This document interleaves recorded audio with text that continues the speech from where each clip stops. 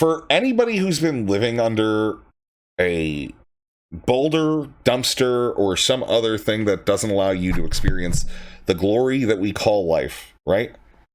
If you have been living such a life and you don't know what happens, there was something very recently that occurred. All right.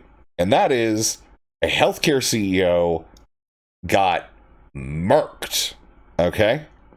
Got absolutely murked. And till now continues to not have been caught. All right. So I have this article here. We're going to take a quick look because I don't want to show you guys the actual assassination.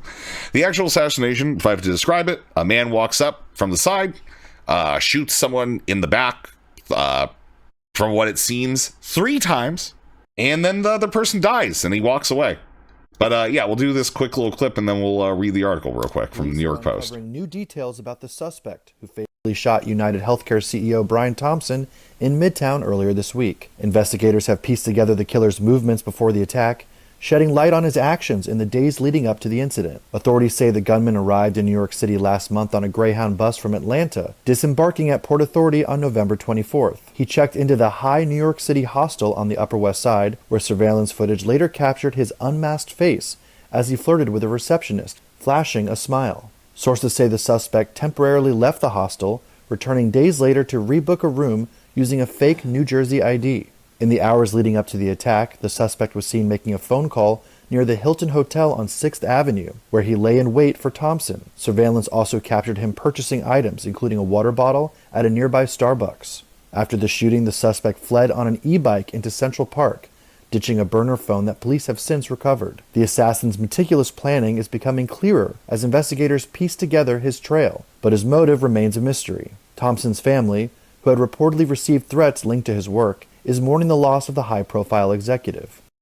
So, yeah, he really did seem to plan it out. All right, here's what it looks like, right? It looks like the guy used a fake ID in Atlanta to buy a bus ticket to New York, where he's used more fake IDs to book hostel rooms, among other things. He is doing all of this stuff, and not only that, his face is clear for everyone to see, which, by the way, has added into a whole separate reality that we will get into in a moment. Okay. But yeah, this guy went out, killed a healthcare CEO, and everybody is cheering. Not everybody. Some people aren't. Okay? Some people aren't. Some of the reactions have been funny. Okay? Some of them have been funny. Right? Okay? And some of them have been relatively unhinged. For instance, we have Not So Erudite with this take. Why does he look so hot? Like, Erudite, first thing Erudite has to say, why does he look so hot? I love this. And then, of course, Brianna Wu, again, another one of our favorites out there, okay? Brianna Wu has the incredible take of, we have to go ahead and kick people out of the party if they don't express absolute horror. I mean, I get carpal tunnel saying this today, but we have to kick these freaks out of our party. We have no moral standing whatsoever when we let people advocating for murder stand beside us. I used to think we were better than Republicans, and I'm honestly not so sure anymore. This woman is a professor of law and morality at St. Louis University. So while I'm not rejoicing about the UHC CEO being shot dead in the street, I'm not sad about it either. People deserve better than the U.S. health insurance industry, and chickens come home to roost. This isn't even a celebrating tweet. I've seen people go out and just outright say, hey, here are more of the CEOs. Here's their pages, right? And of course, that actually caused some of the insurance companies to hide the name of executives following the murder of United Healthcare CEO, says Gizmodo. Good afternoon, love you. The apparent target killing of United Healthcare CEO Brian Anderson, perhaps not surprisingly, is evidence of support for the assassin and general disdain for the healthcare industry at large, expressed by the general public, has insurance companies taking extra precautions to protect their leadership teams, including removing their names and pictures from company websites.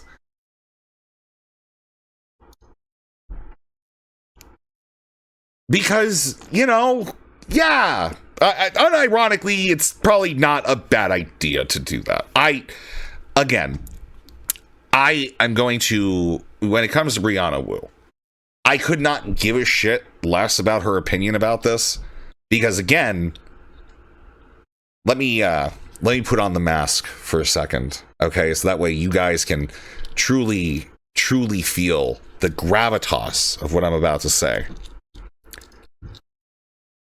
When Brianna Wu goes ahead and talks about these CEOs that she doesn't know, that she doesn't care for, I am reminded of those babies in Gaza that she has also ignored. She is the worst kind of liberal, so says the Think. Because it's the truth, though, right? Like, Brianna Wu, she just picks and chooses what fight she wants to have and then blames it on leftists, okay? Israel goes too far, leftist fault. Israel doesn't go far enough, leftist fault. She just has this one bully that she wants to have, and it's just leftist for some reason. Because despite the fact that she spent her entire career building herself up as exactly and just that, all of a sudden, she thinks it's popular. I mean, I don't know. Maybe she wants to get in on some leaks, right? You're not going to be able to convince me to go ahead and have sympathy or compassion for a guy who literally had death panels, right? Since this whole situation started, it's come into clerical focus about this UHC healthcare system, and that they deployed an AI to automatically deny benefits for sick people, right? And the algorithm in question, known as NH Predict, allegedly had a 90% error rate, as discovered in a court. So even if we're gonna go ahead and try to cut this on like a what's better for society thing, I hate to say it, killing this dude's not going to do anything at all, right? I'm sorry, like, it's going to make you feel good in a moment, but it's not going to do anything. These things are going to go ahead and continue on the way that they are.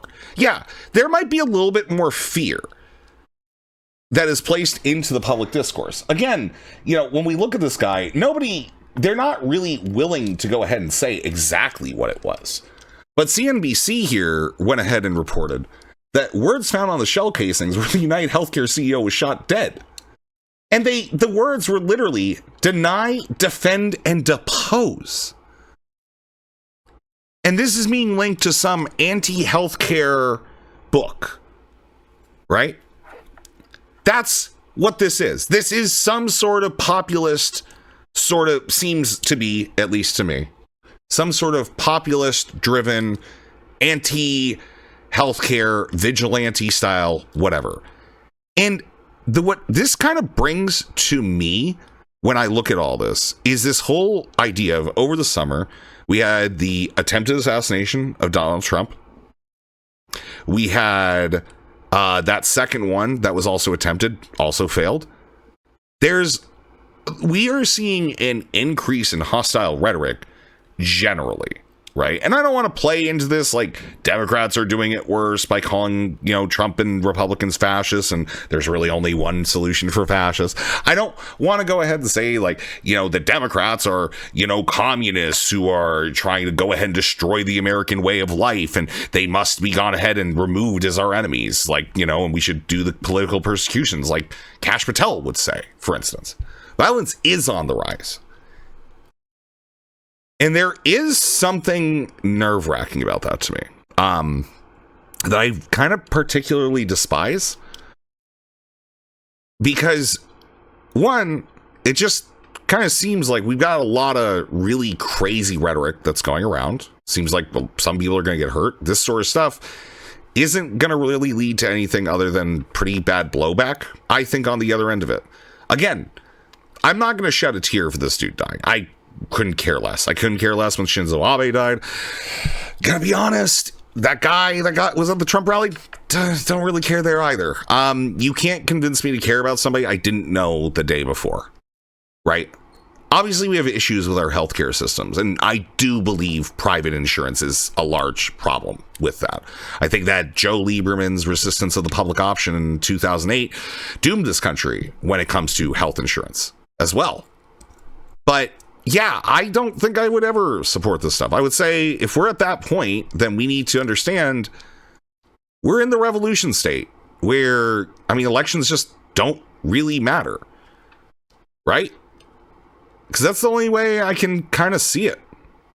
Chat, take a look at this. Yeah, I love to see. You ever seen those unexplained mysteries, dude? I think I might have you tricked. Dude. Look at this. It's daytime, but the moon's in the sky. Forgot to turn off the projector, maybe?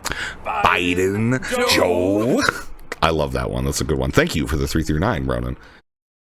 But that's just it. I don't know, like, where we're going to go from here. The fact that, you go into the Facebook, right?